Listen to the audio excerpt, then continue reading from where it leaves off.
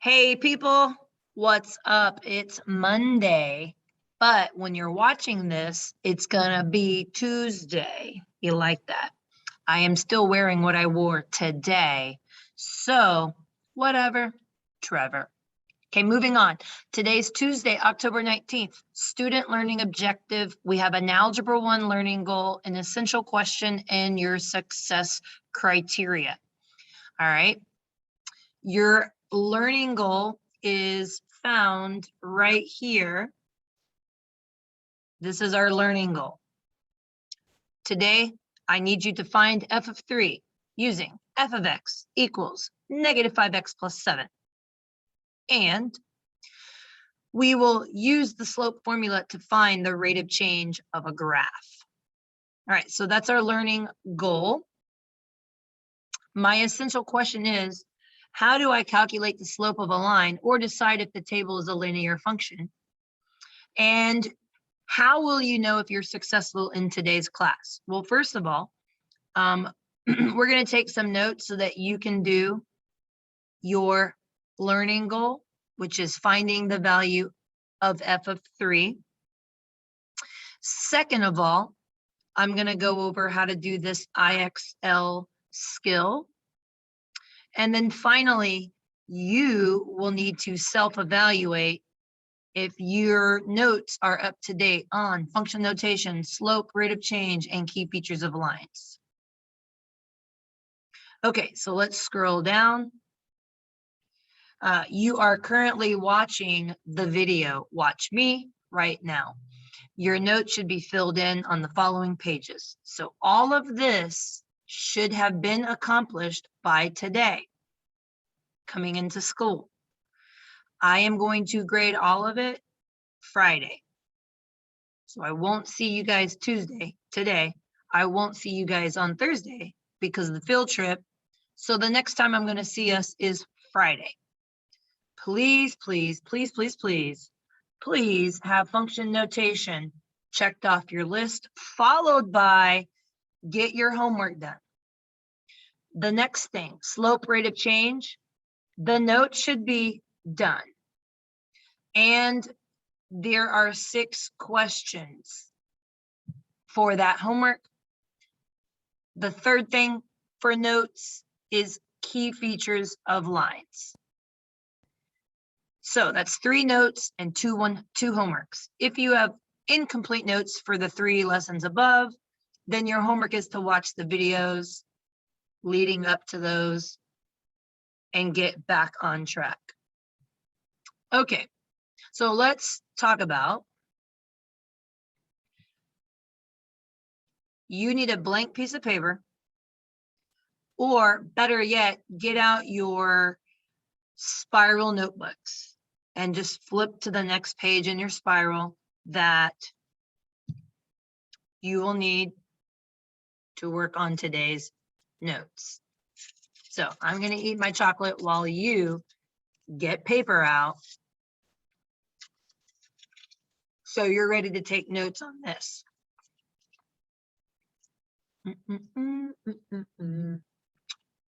You need a piece of paper for notes.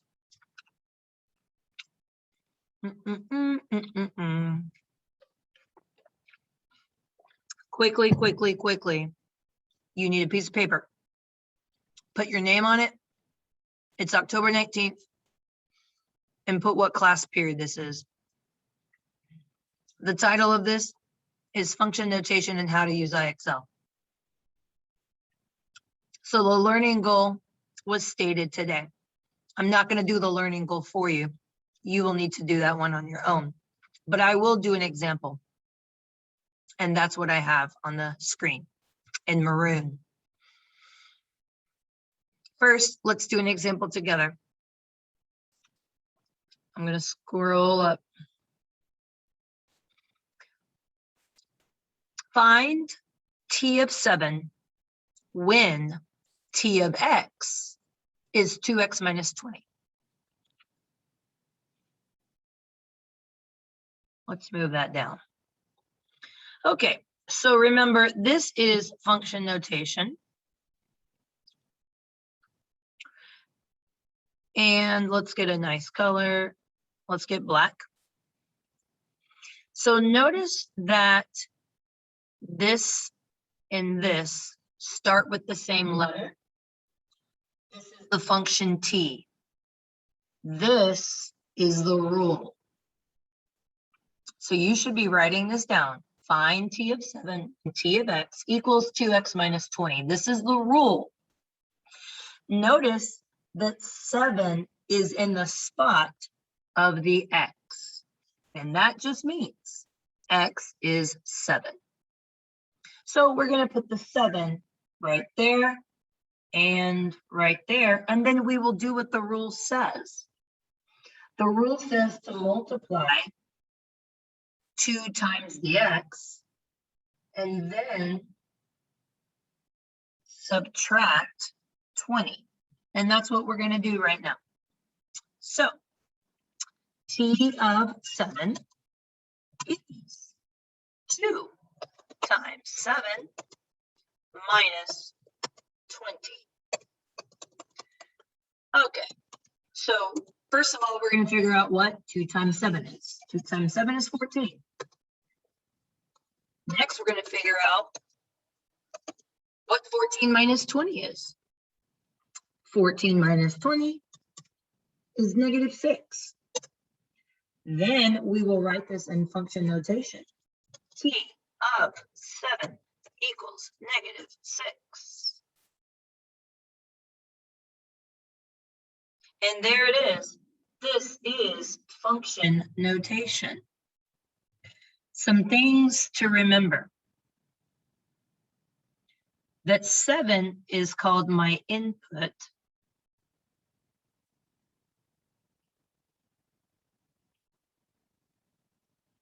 And 6 is called the output. We input the x, we get out the y. So I could write this as an ordered pair of 7 comma negative 6. And if I was to graph this, I would count to 7. I would count to negative 6. And that would be the point. Over 7 down negative 6. So my function rule, remember, was t of x equals 2x minus 20. That was my rule.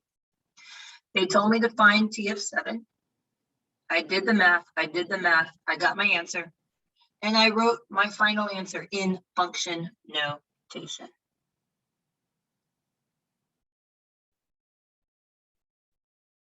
Let's do another one. We're going to use the same rule.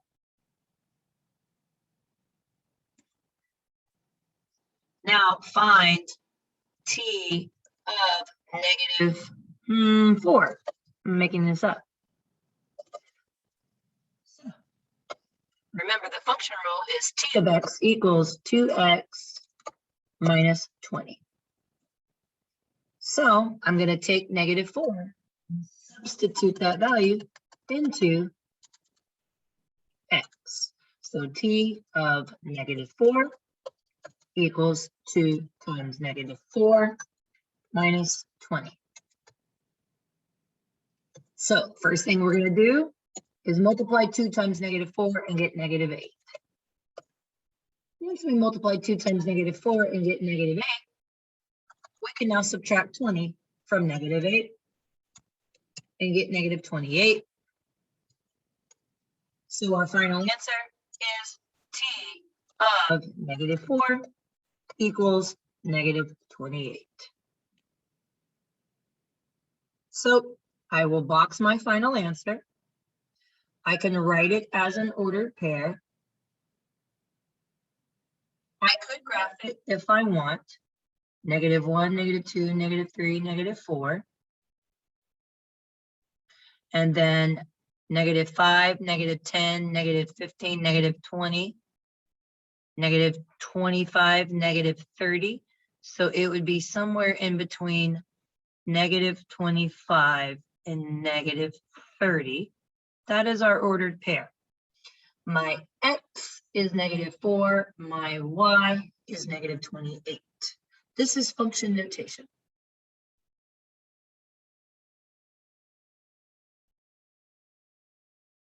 Okay, now I'm going to take the function learning goal. Uh-oh.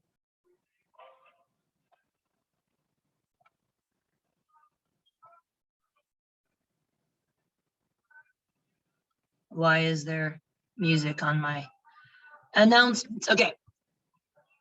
So you're going to now try the learning goal. Can you find f of 3 using the rule f of x equals -5x plus 7? So press pause and find that value and state your answer exactly as I have stated it both times. I've stated my answer with T of number equals number. I have also stated my answer as an ordered pair. So press pause and do that now, and then come back and we'll do the last part of it together.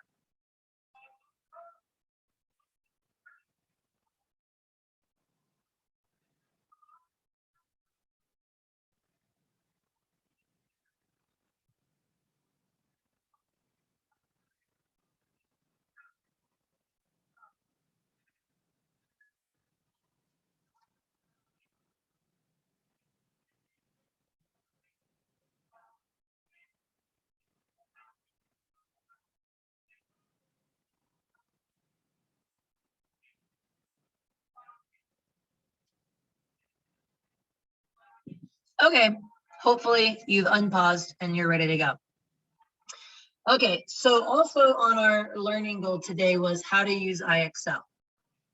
So I'm back here and I am going to click slope rate of change IXL practice. Okay, so notice first of all, this is how you're going to be graded. When you work on your SMART score, making an 85 or higher is a 100 in the grade book. 70 to 84 is an 85 in the grade book. You can read. Okay, so now we're going to click right here for load, load the question. Now remember, you have your IXL. I'm going to start a new page so you guys can see what you need to be doing on your paper. Here we go. So on your paper, you're going to do this.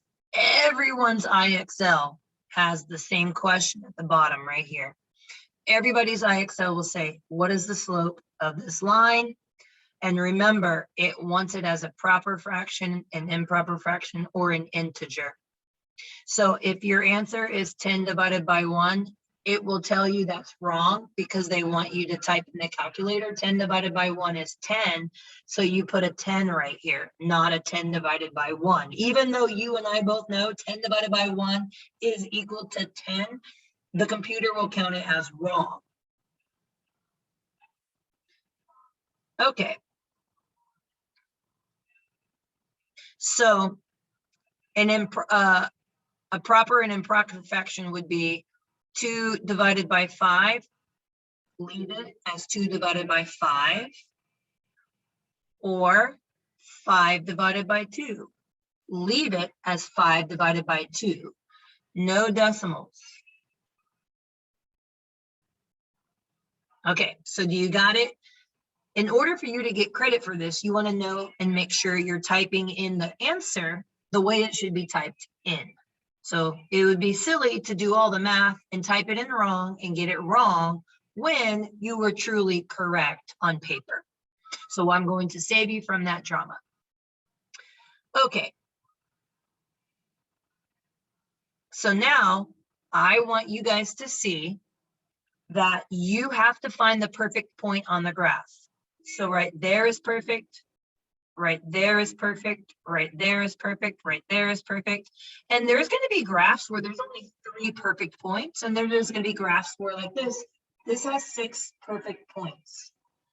Okay, so the first thing you're going to do is find 2 perfect points. So everyone should be writing this down on their paper with me so that you can be successful when you work on your first problem.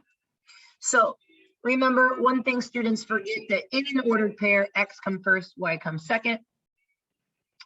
This is an ordered pair. And let's also go over the slope formula. We were asked to find the slope of a line. Remember, it's y2 minus y1 divided by x2 minus x1. And let me put my divided by sign. Okay, and this is our slope formula. We're going to use this every time. Okay. So my first point that I'm reading on the graph is 0, 40. And my other point is 20, 50. 20, 50 and 0, 40. And I'm just choosing to use the 2 points. First point was 0, 40. And the second point is 20, 50. Okay. Now I'm going to use the slope formula. I am going to label, oops, I like black. I'm going to label this X1, Y1, X2, Y2. Okay. I'm going to plug these into the formula. The formula says take the Y2, which is 50, and subtract the Y1, which is 40. And I want y'all to draw it like this so you can write the answer right there. I know that's 10. Now I'm going to take X2, which is 20, and minus X1, which is 0. That answer is 20. You will get this wrong if you type this into the screen. And the main reason why is because that's not reduced. So in your calculator, you will click 10 divided by 20, or in Desmos, you will type in 10 divided by 20, and it'll say 0.5, and you can't type that in. You have to click the circle and type in 1 divided by 2. Now come over here, type in 1 divided by 2, submit. Oh crap, I put an F. Haha. And notice the correct answer is 1 divided by 2. Okay, so now it's going to tell you, hey, you put 1 divided by 2F. You're an idiot. Don't do that. Remember, slope is change in y over change in x.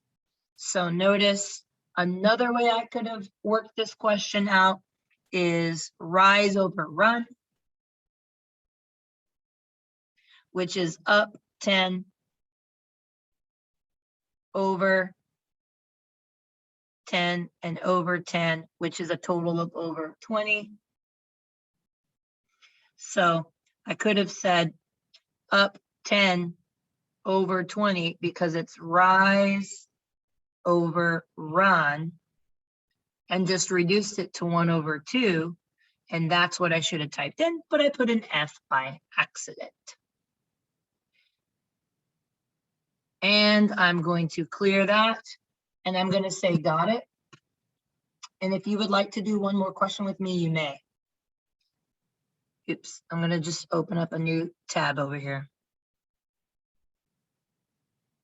New blank page. Okay. So I want to write my perfect points. So look, here's a perfect point. I don't see another perfect point till right there.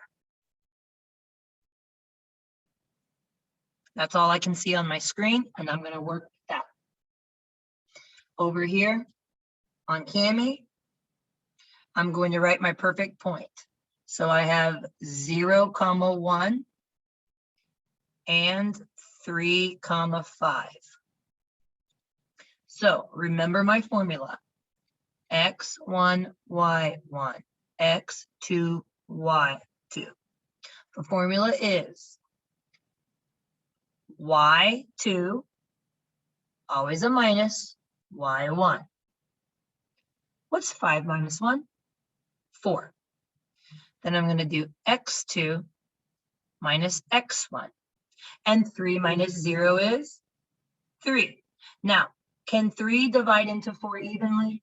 No, it cannot. This is what I want to type into my answer.